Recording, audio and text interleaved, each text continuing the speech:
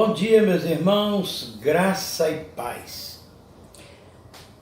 Chegamos ao final do estudo, fascinante estudo, aliás, do livro do Apocalipse. E nós queremos fazer hoje pela manhã o seguinte: os irmãos vão abrir a Bíblia, por favor, cada um com a sua Bíblia, no capítulo 22 do Apocalipse, porque nós vamos examinar alguns detalhes de linguagem nesse capítulo 22. E depois um resumo do livro todo. Com brevidade, claro, mas para dar uma ideia geral da mensagem, de toda a mensagem, gloriosa mensagem, esperançosa mensagem do livro do Apocalipse.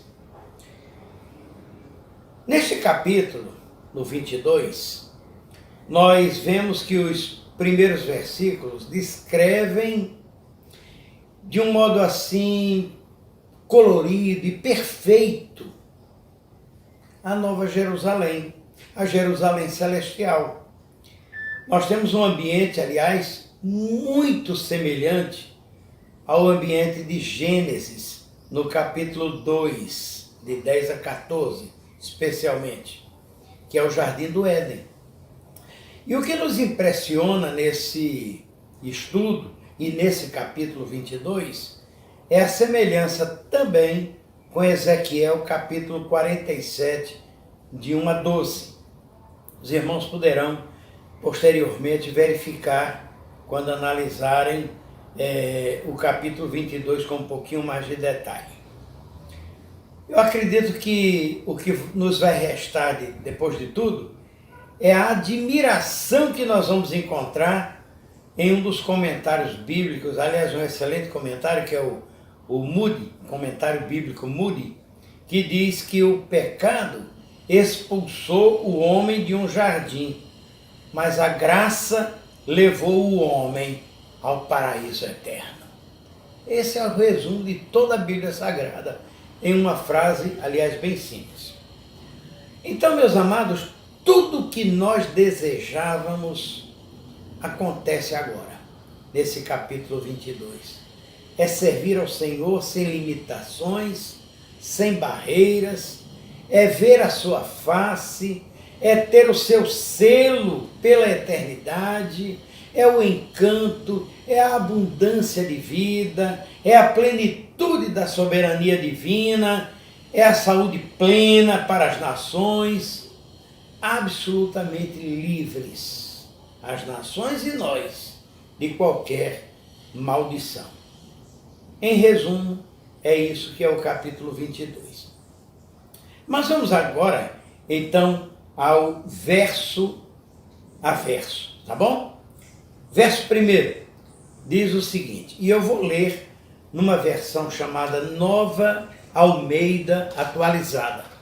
Ela diz assim: então o anjo me mostrou o rio da água da vida, brilhante como cristal que sai do trono de Deus e do Cordeiro.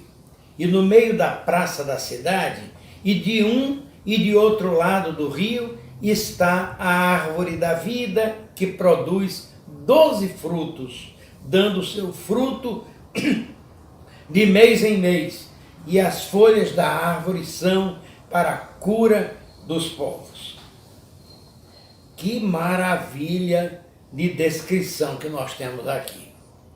No Jardim do Paraíso, meus amados, lá em Gênesis, capítulo 2, 9, nós encontramos a árvore da vida. E por causa daquele evento cósmico, teológico, chamado queda, os nossos primeiros pais foram impedidos de comer da árvore da vida. Mas na Jerusalém eterna, os salvos nos alimentaremos para sempre da árvore da vida.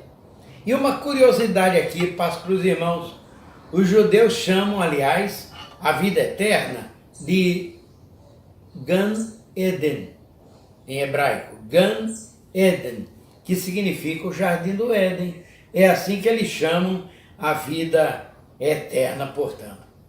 Vamos ao capítulo 3, ao verso 3 do capítulo 22, aliás.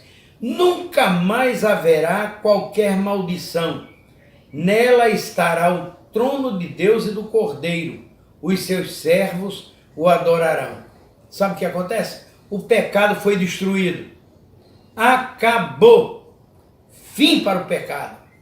E a promessa de Deus é que ao destruir o pecado, olhe na 1:9 que diz, Ele mesmo vos consumirá de todo, não se levantará por 2 vezes a angústia. Acabou. E acabou de vez. O verso 4 diz, contemplarão a sua face, e na sua testa terão gravado o nome dele. Irmãos, os nossos pais perderam o bendito privilégio de comunicação com Deus face a face. Aliás, nem Moisés, nem qualquer outro ser humano, como por exemplo Filipe, o apóstolo que pediu ao Senhor, a Jesus, ele pediu, Senhor, mostra-nos o Pai. Nenhum ser humano jamais teve permissão para fazê-lo, como declara Êxodo 33:20. Na Nova Jerusalém, a face de Deus será contemplada. Melhor ainda, o precioso nome estará na nossa fronte, porque teremos o selo de Deus, a intimidade com o Deus eterno. Não é maravilhoso, meus amados? O verso 5 diz assim, então já não haverá noite e não precisarão de luz, nem da luz do sol, nem luz de lamparina, porque o Senhor Deus brilhará sobre eles e reinarão para todo o sempre.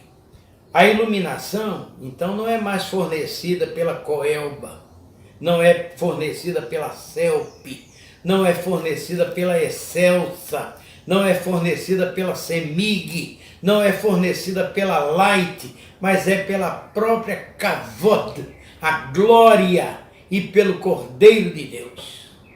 Não mais as trevas da noite acabaram.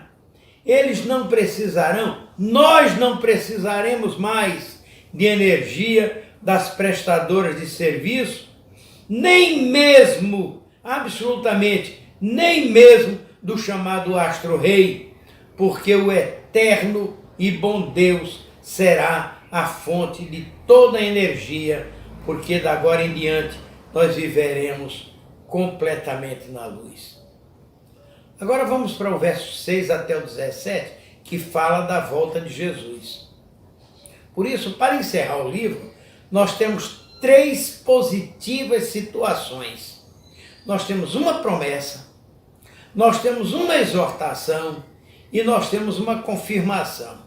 Vejam bem, verso 6.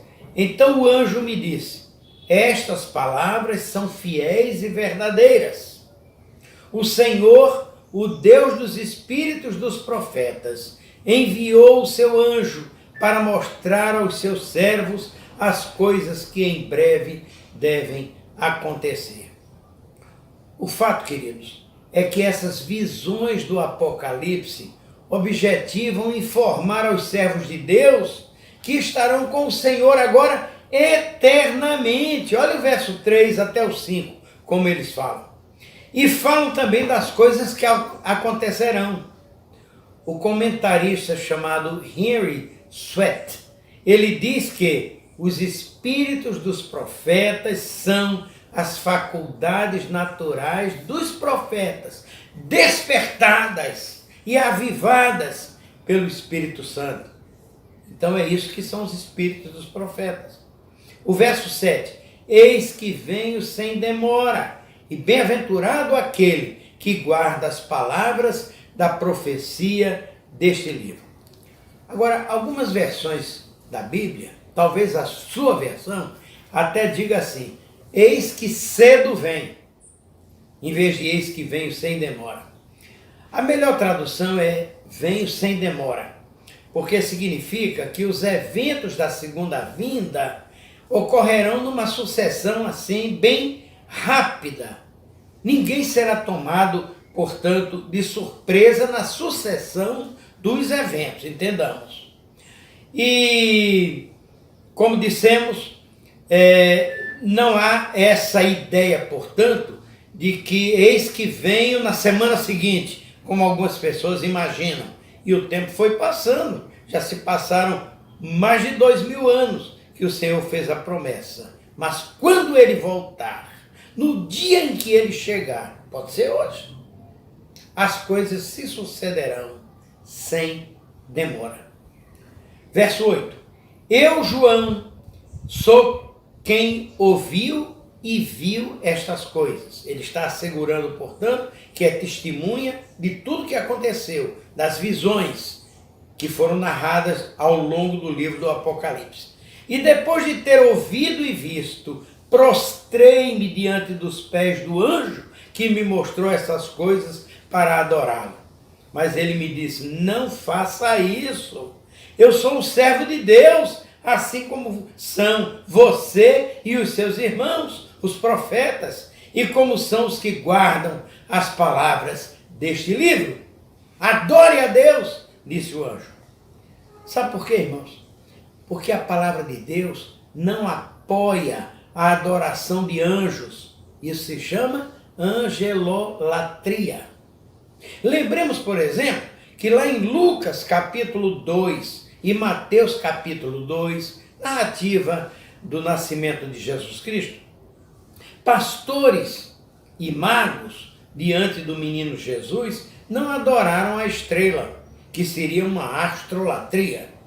Não adoraram os anjos que ali estavam, que cantaram anunciando o nascimento de Jesus. Não adoraram os animais que estavam ali naquela estrebaria, isso seria zoolatria. Não adoraram José, que seria chamado na outra teologia de dulia. E não adoraram também Maria, que seria uma hiperdulia, de acordo com a narrativa da outra teologia. Verso 10. Disse-me ainda, não seles as palavras da profecia deste livro, porque o tempo está próximo. Verso 11. Continue o injusto a fazer injustiça. Continue o imundo a ser imundo.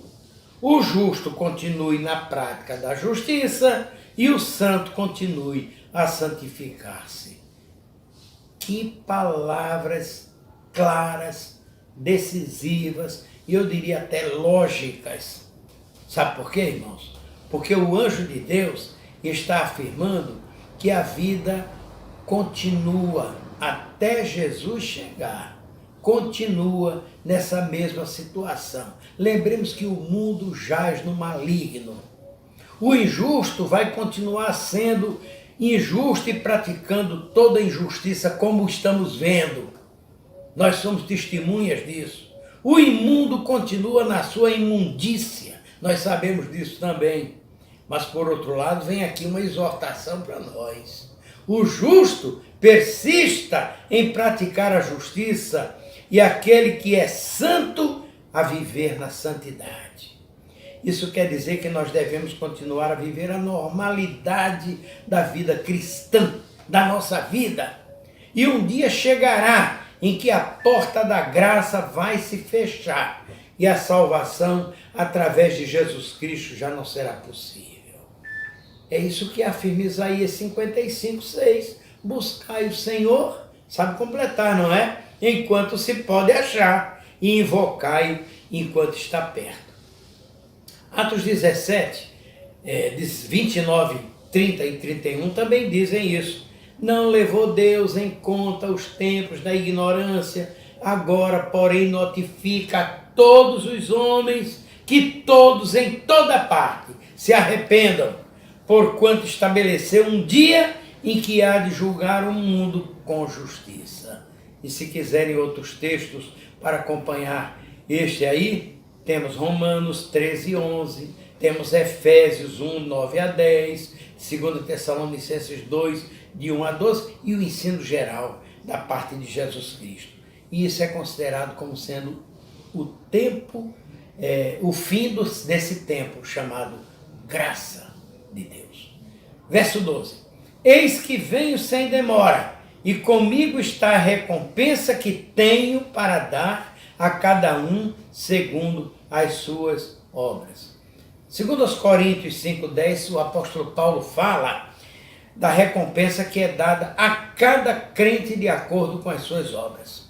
Olha o que diz o apóstolo Paulo. Importa que todos nós compareçamos perante o tribunal de Cristo, para que cada um receba segundo o bem ou o mal que tiver feito por meio do corpo. O verso 13 tem uma expressão tão linda.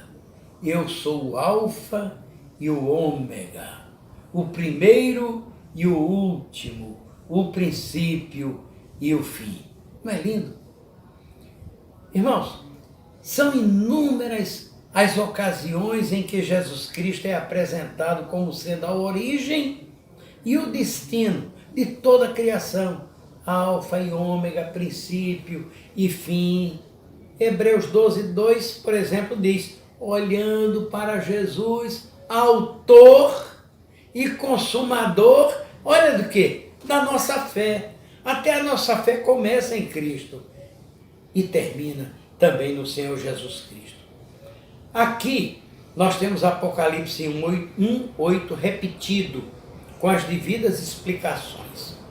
Importante entender que o Cristo que inicia em nós a sua obra, promete que a terminará exatamente como dito pelo apóstolo Paulo, que disse: eu estou convencido de que aquele que começou a boa obra em vocês, em nós, vai completá-la até o dia de Cristo Jesus. Isso é Filipenses 1:6. Também, agora vamos para o verso 14, que fala: bem-aventurados aqueles que lavam as suas vestes, para que tenham direito à árvore da vida e entrem na cidade pelos portões. Talvez a sua versão, em vez de dizer bem-aventurados os que lavam as suas vestes, diga: bem-aventurados os que guardam os seus mandamentos. É o caso, por exemplo, da Almeida Corrigida Fiel, que fala assim, e a King James Fiel também fala dessa maneira. Será que nós temos aí uma contradição? Finalmente, é lavar as vestes ou é guardar os mandamentos? O que ocorre, meus irmãos, é que umas versões estão baseadas numa família de manuscritos da Bíblia e outras estão baseadas em outra família de manuscritos da Bíblia, mas que diferem pouca coisa e não alteram de maneira nenhuma a doutrina da salvação. Sabe por quê? Porque quem é lavado no sangue do Cordeiro, os que lavam as suas vestes, portanto, quem é lavado no sangue do Cordeiro, aquele que purifica todo o pecado, é obediente aos mandamentos do Senhor, como diz a outra versão. E vice-versa. Quem segue os mandamentos busca o sangue salvador para se purificar. Então não temos problema nenhum, é um assunto de paz. Podemos ir por 15 agora. Fora ficam os cães, os feiticeiros, os impuros, os assassinos, os idólatras e todo aquele que ama e pratica a mentira. Então, é claríssimo aqui o ensinamento que vem de Jesus. Quem crê no Filho tem a vida eterna. Mas aquele que não crê, todavia aquele que se mantém rebelde contra o Filho, não verá a vida, mas sobre ele permanece a ira de Deus.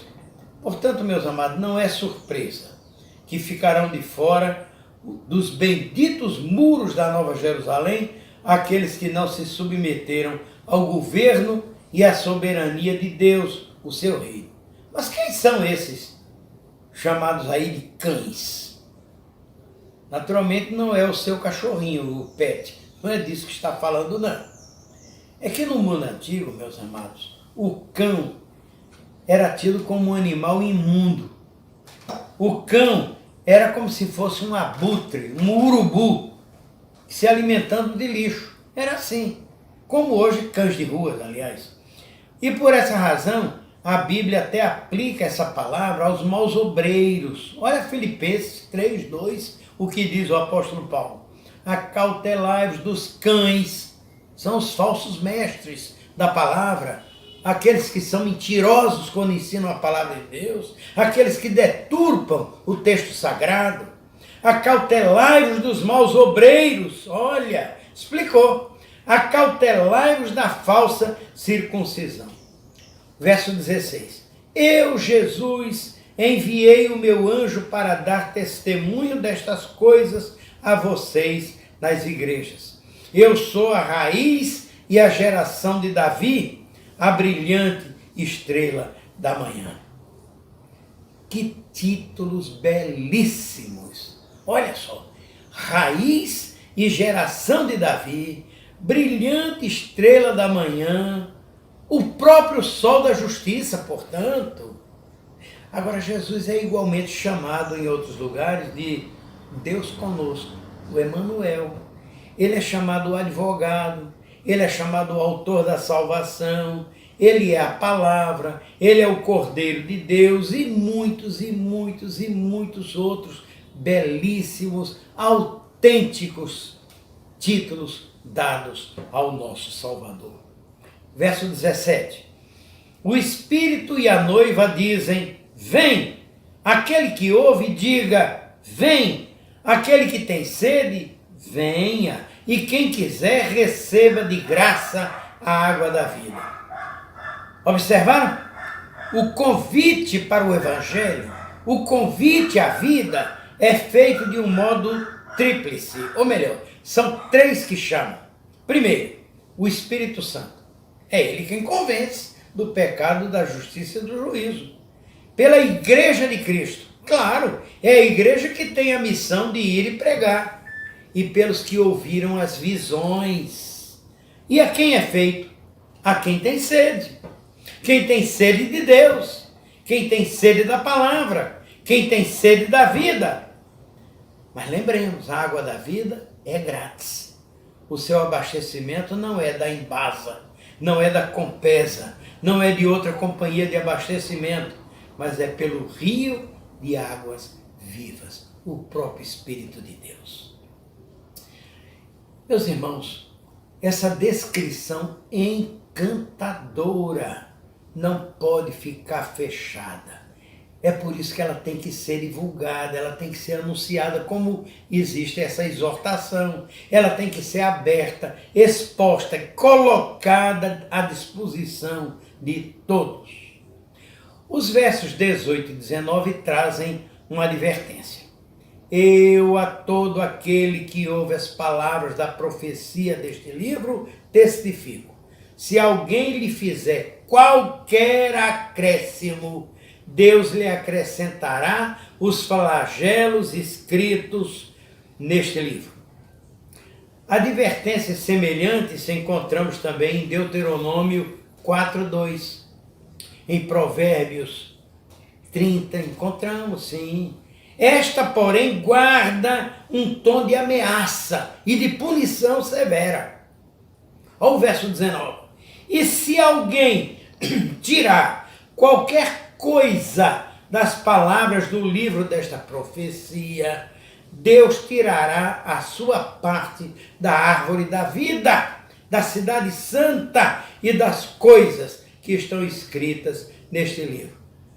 Nós vamos ter a ousadia de tirar a palavra de Deus, de misturar a palavra de Deus, de falsificar a palavra de Deus e perder todas essas bênçãos, irmãos. Você tem essa coragem?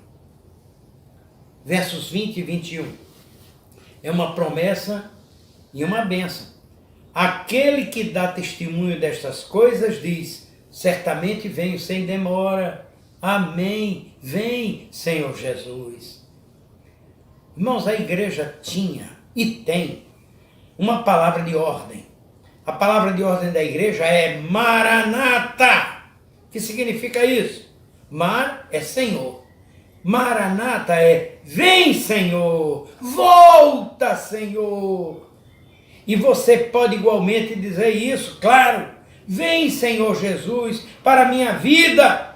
Toma-me, usa-me para divulgar a tua palavra, estender o teu reino. O círculo então está se fechando, porque tudo o que havia no relato inicial da história teológica da humanidade voltou tudo, irmãos. O que havia no começo em Gênesis está agora no Apocalipse, no último capítulo. E é realmente encantador o relato do que nos aguarda. E toda essa linguagem simbólica existe porque as palavras humanas são fracas demais para descrever a beleza da santidade de Deus. É por isso que o livro do Apocalipse está todo pautado em símbolos, em códigos. E o novo padrão que nos aguarda igualmente é de uma beleza tal que nós não temos como dizer. Foi por isso que Paulo, lá em 1 Coríntios 15, quando quis descrever o corpo glorificado, o corpo ressuscitado, ele chamou de corpo de glória, porque ele não tinha outra palavra para dizer a beleza, o brilho do que nos aguarda. Por isso o livro termina com um convite. E o convite é o seguinte: a graça do Senhor Jesus esteja com todos. Esse é um convite maravilhoso, extraordinariamente maravilhoso. Mas, irmãos, eu fiz uma promessa de fazer agora um resumo de todo o Apocalipse. Como é que hoje está o Apocalipse? Então, o Apocalipse hoje. Meus amados, esse livro inspirador, ele foi escrito, como vimos ao longo de todo esse estudo, para dar forças espirituais aos crentes que estavam sofrendo naquele tempo e aos crentes que sofrem perseguição hoje das autoridades políticas. E eram alvo de ataques também dos hereges que estavam dentro da igreja. E nos dias apostólicos acontecia muito isso. Por isso, encontramos 7 visões. E essas 7 visões que ocorrem nos seus 22 capítulos têm uma mensagem só. A mensagem é que a igreja de Jesus Cristo, apesar de sofrer perseguições, apesar das tribulações, apesar do martírio, apesar de tudo, tem um glorioso destino. E esse destino é a vitória em Cristo.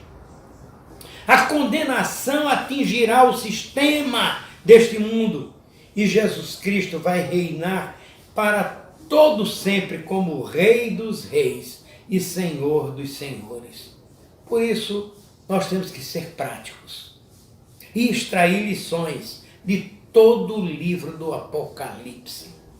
Dissemos que o livro é formado por visões.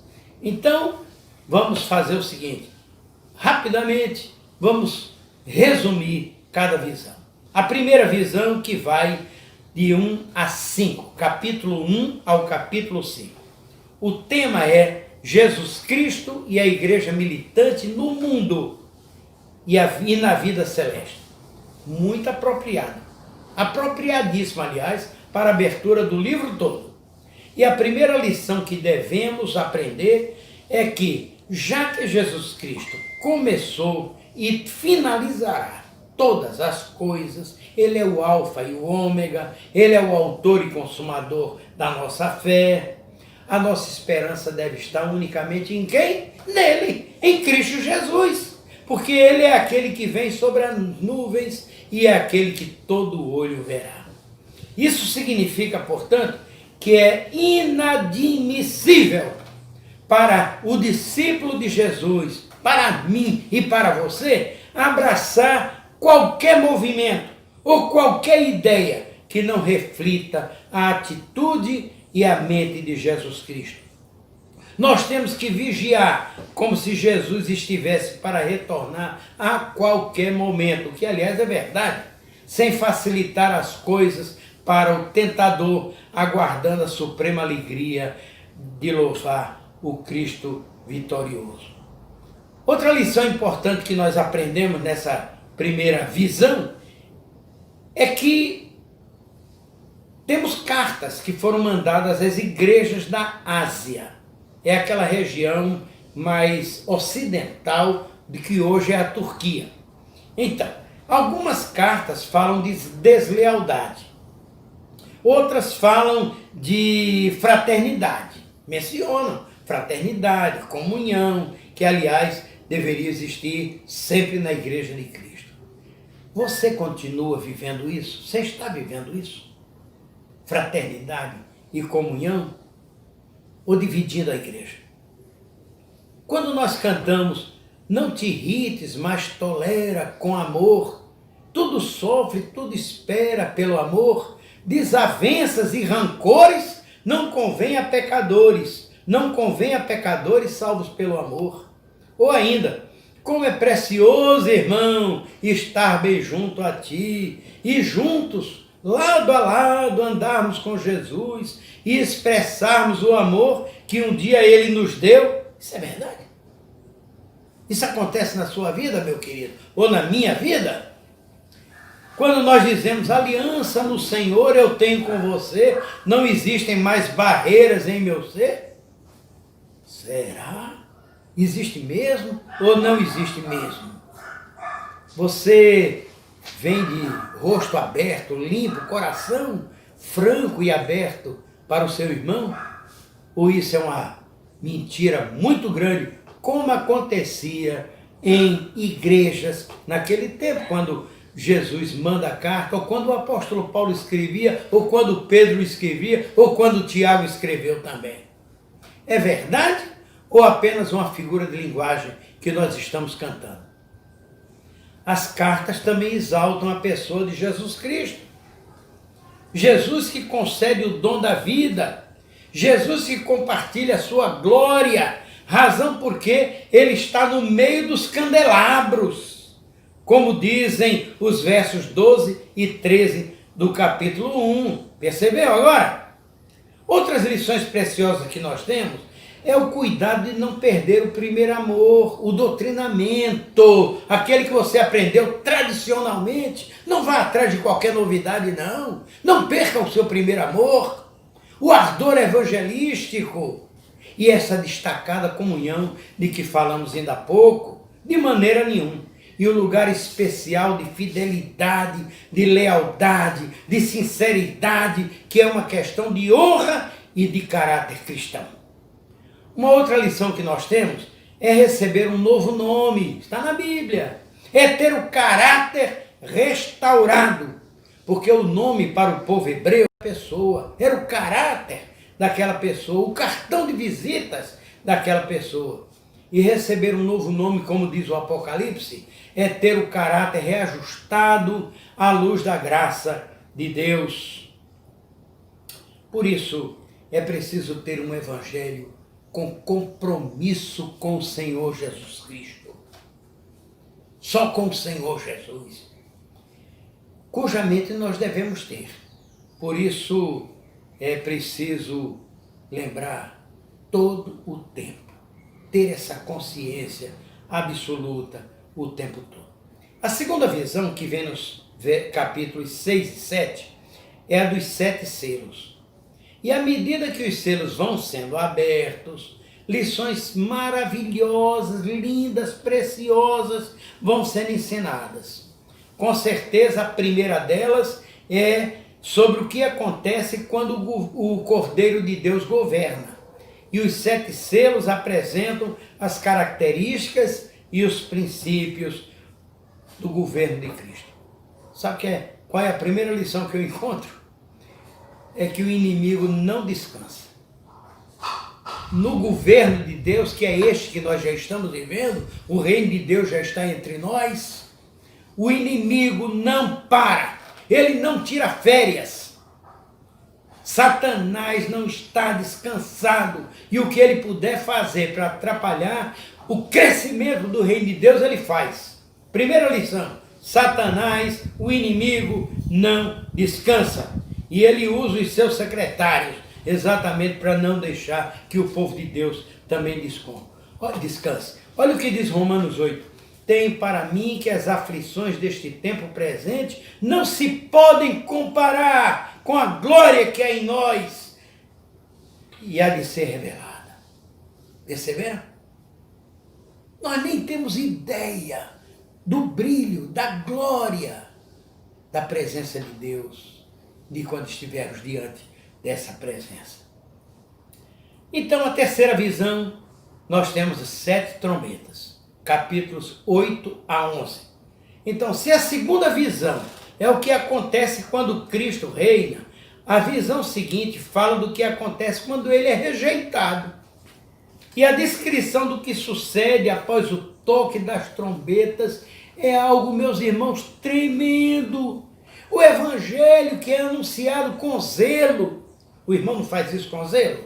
O evangelho que é anunciado com amor, não é assim que o irmão faz também? A irmã prega o evangelho com amor? Amor por essas vidas que estão fora de Cristo, por isso estão perdidas.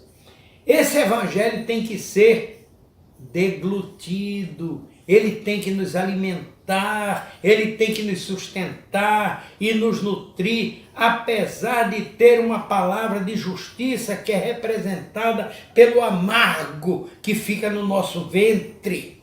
Doce na boca, amargo do ventre. Esse evangelho comunicado aos perdidos, apesar disso, apesar da doçura que é anunciar o amor de Deus, ele é amargo quando ele é rejeitado. Quando nós pregamos é uma delícia. Eu sinto muito prazer em pregar, meus irmãos, muito prazer. Mas eu me sinto muito amargo quando eu prego e a mensagem é rejeitada, é desprezada. É esse o amargor que o pregador do evangelho sente. E eu acredito que o irmão e a irmã sentem quando pregam e tem essa mensagem levada na zombaria. Por isso que a trombeta é sinal de aviso, é sinal de alerta e para nós é sinal de comando. A quarta visão é a luta contra a trindade satânica. Tem uma trindade satânica e é uma paródia da Santíssima Trindade. Pai, Filho, Espírito Santo. Você também tem uma trindade de Satanás. Dragão, a besta e o falso profeta. Essa é a trindade contra a qual nós também lutamos. É uma guerra espiritual, portanto. Efésios 6,12 mostra isso. O apóstolo Paulo nos alerta sobre essa batalha no reino do Espírito. O cristão, você, meu irmão, irmã querida, atacada por todos os lados. Na sua vida emocional, por exemplo, essa pandemia nos deixou assim. Eu já ouvi expressões de pessoas que dizem, não aguento mais ficar em casa, eu quero ir para a igreja, eu não aguento mais ficar em casa. Por outro lado, eu tenho visto também crentes em Jesus Cristo, lavado no sangue de Jesus, arrastando uma vida de miséria, de ansiedade, de medo, de depressão. Eu não entendo isso, esse tipo de situação. Nós não precisamos mais disso, desse tipo de fardo. Por isso tem a trombeta que nos anuncia, nos alerta contra essa trindade que nos quer tão somente prejudicar. Pois bem, temos uma quinta visão. A quinta visão é dos 7 flagelos. No verso 13 do capítulo 14, há uma linda bem-aventurança. E essa bem-aventurança diz, bem-aventurados os mortos que desde agora morrem no Senhor. Sim, diz o Espírito, para que descansem dos seus trabalhos, pois as suas obras os acompanham. Nós sabemos as bem-aventuranças da vida. Ah, como são lindas. Bem-aventurados os que choram, olha só, porque serão consolados. Olha que maravilha. Bem-aventurados os misericordiosos, porque alcançaram misericórdia. Bem-aventurados pacificadores, porque serão chamados filhos de Deus. Não é lindo? São bem-aventuranças da vida. Bem-aventurada é a nação cujo Deus é o Senhor. Agora, bem-aventurança da morte, para mim, é novidade. Bem-aventurados mortos sim, mas não é aquele que morre simplesmente, é o que morre no Senhor, porque ele morre já glorificado, aguardando só a ressurreição e a vida eterna ao lado da eterna bem-aventurança.